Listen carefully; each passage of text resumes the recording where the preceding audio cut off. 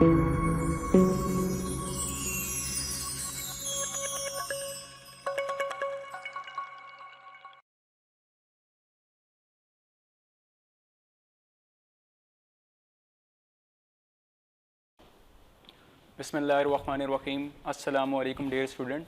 It's me Aurangzeb from Department of Physics, Britain International College Network, Multan. तो हम लोग बात कर रहे थे चैप्टर नंबर 1 की, और इस चैप्टर नंबर 1 को इसकी प्लेलिस्ट के अंदर हम लोगों ने ऑलमोस्ट सारे टॉपिक्स के ऊपर बात कर ली थी। सिर्फ एक टॉपिक है डायमेंशन एनालिसिस का जो यूज़ है उसके बारे में मैंने आप लोगों को डायमेंशन एनालिसिस वाले टॉपिक के अंदर बताया था, डायमेंशन ऑफ फिजिकल क्वांटिटीज़ वाले टॉपिक के अंदर, कि डायमेंशन एनालिसिस को इस्तेमाल करके हम लोग फार्मूलाज जो है वो भी डिराइव कर सकते हैं।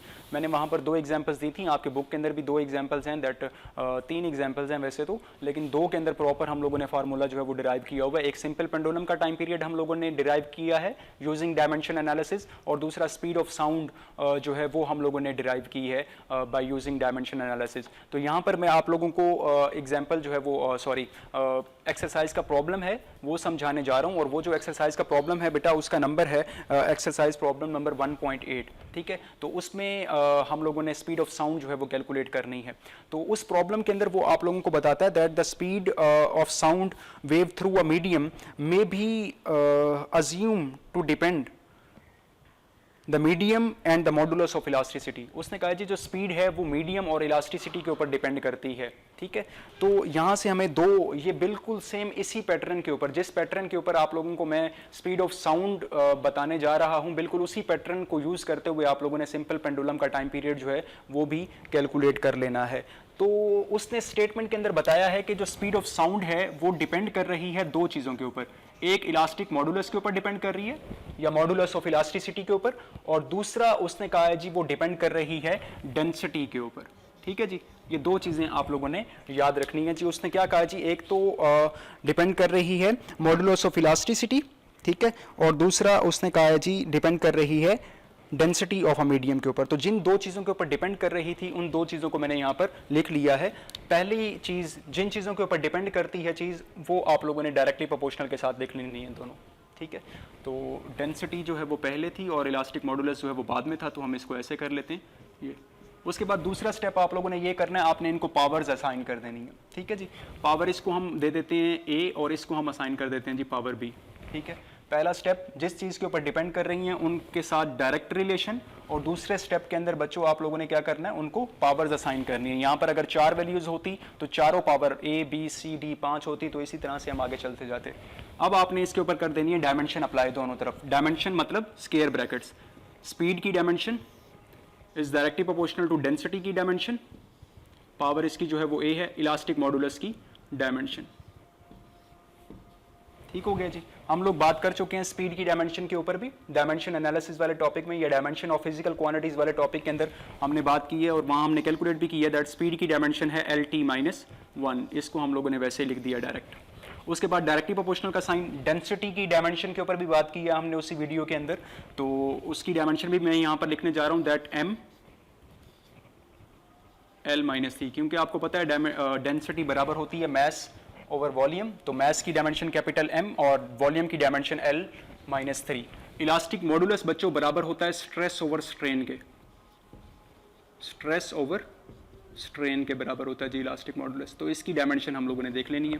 स्ट्रेस जो है वो बराबर होता है फोर्स पर यूनिट एरिया के, और स्ट्रेन की कोई डायमेंशन नहीं होती, याद रखनी है आपने बात। एक थीटा और एक स्ट्रेन ये डायमेंशन लेस हैं, ठीक है, क्योंकि स्ट्रेन जो है उसका फार्मूला होता है change in length divided by original length, तो मीटर डिवाइडेड बाय मीटर वो कट जाएंगे, उनकी कोई डायमेंशन नहीं होगी। थीटा की भी इसी तरह से कोई डायमेंशन नहीं होती, तो सिर्फ यहाँ पर चीज़ बच जाएगी स्ट्रेस, और स्ट्रेस की डायमेंशन अभी थोड़ी देर पहले ही हम लोग कैलकुलेट कर चुके हैं, वो भी मैं यहाँ पर डायरेक्ट जो है वो लिखने जा रहा हूँ बेटा। स्ट्रेस की डायमेंशन आप लोगों के पास होती है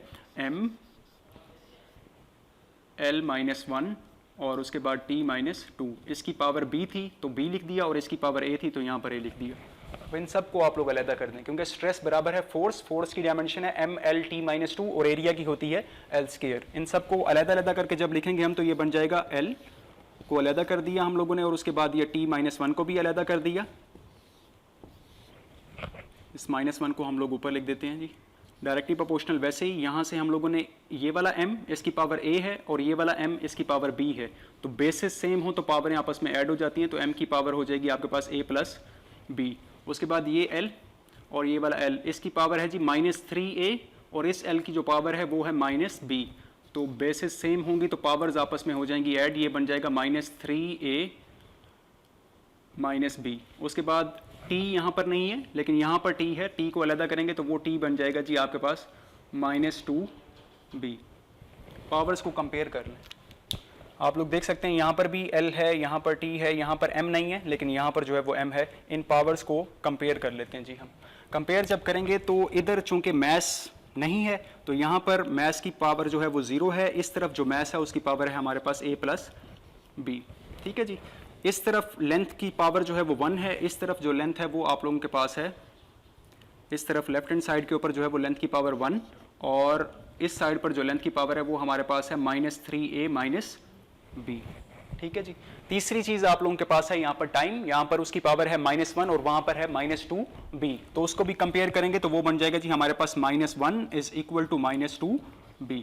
तो यहाँ से हम लोगों ने जो कॉफिशिएंट है उनकी वैल्यूज निकाल लेनी है, उनको यहाँ पर पुट कर देंगे हम लोग, हमारा फार्मूला बन जाएगा। तो ये वाला बच्चों माइनस जो है वो इस माइनस से कट जाएगा, ये 2 इस साइड पर आकर डिवाइड होगा, तो हमारे पास बेटा b की जो वैल्यू है वो बराबर आ जाएगी 1/2। ये हमारे पास b की वैल्यू आ गई बेटे।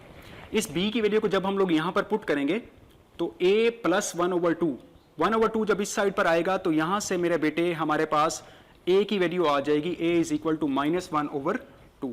तो a की वैल्यू भी हमारे पास आ गई है दैट -1/2 और b की वैल्यू हमारे पास आ गई है +1/2। तो इनको आप लोग पुट कर देंगे बेटा यहाँ पर, a की वैल्यू यहाँ पर -1/2, b की वैल्यू यहाँ पर +1/2। तो हमारे पास ये बन जाएगा दैट स्पीड ऑफ साउंड ये बराबर है, और उसके बाद आ जाएगा बेटा जी, इस साइन को हम फिजिक्स में बर्दाश्त नहीं करते, जब भी इस साइन को खत्म करेंगे तो कोई ना कोई कांस्टेंट लगाएंगे, कांस्टेंट को हम लोग 1 कंसीडर कर लेते हैं।